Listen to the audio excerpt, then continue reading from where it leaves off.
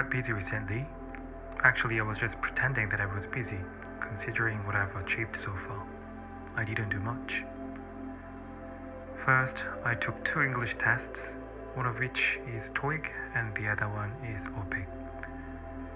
Thanks to myself having studied abroad, I was able to get the satisfying scores at first attempt.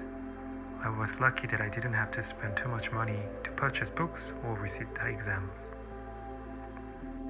Second, I've spent lots of time rewriting my cover letter and CV since it wasn't up to date. Also, I had to translate all of them into Korean because it was written in English.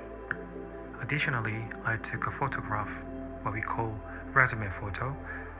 It was taken by my sister, who used to work as a freelancer photo editor, so I got her to airbrush my face a lot, and the person in the picture turned out to be someone else who doesn't have any resemblance to actual me. Well, I need to look good to pass the resume screening, so I thought that was fine. I've applied to a number of companies that I was interested in, but back then the English test scores were not officially released, so that I couldn't attach that info, which takes a huge part in resume.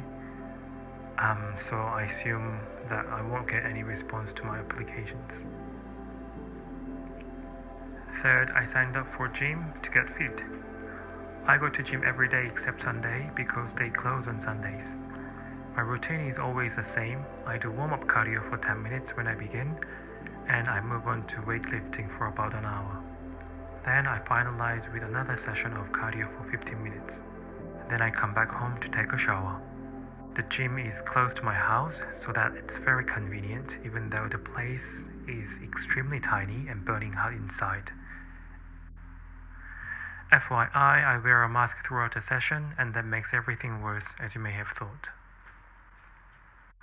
Fourth, I went to Seoul to see some people, friends and family. 2 of my sisters live in the city of Seoul. I find it quite fancy because Seoul is such a foreign place for me, as I've only had a couple of chances to visit there. You know, the idea of living in a metropolitan city is fascinating. Of course, 1/5 of Korean population reside in Seoul because it's a capital, but I'm not one of them. And when I was there, I get to see all those famous places like Gangnam and Itaewon and etc., which I had seen only on TV shows or films.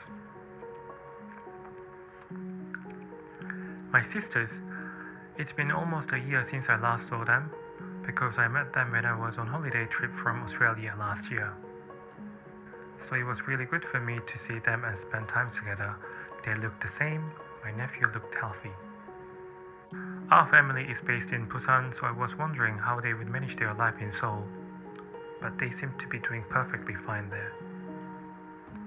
And my friends from Australia, they returned to Korea early this year before me for their own reasons. We met each other almost every day, so they were really big in my Australian life. They kept on asking me where I want to go, but I had no clue on where to go or what to do, so I just followed them the entire time. I had to ask them to make time to visit Busan so that they could experience what I felt while I was there. Surprisingly, 4 days of staying in Seoul made me think that I would also like to live there, despite that I got lost a couple of times while transferring subways because it was too complex. And I really didn't like how extremely long it took to travel from point A to point B when the actual distance between those 2 points are not too far from each other. I paid almost 20,000 won on one taxi ride to get home one night, even though the departing point was fairly close to my home.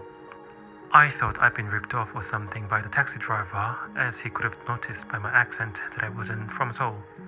But my friend told me that he had to pay the double to get home because he lives in Incheon, so I knew that I didn't get ripped off.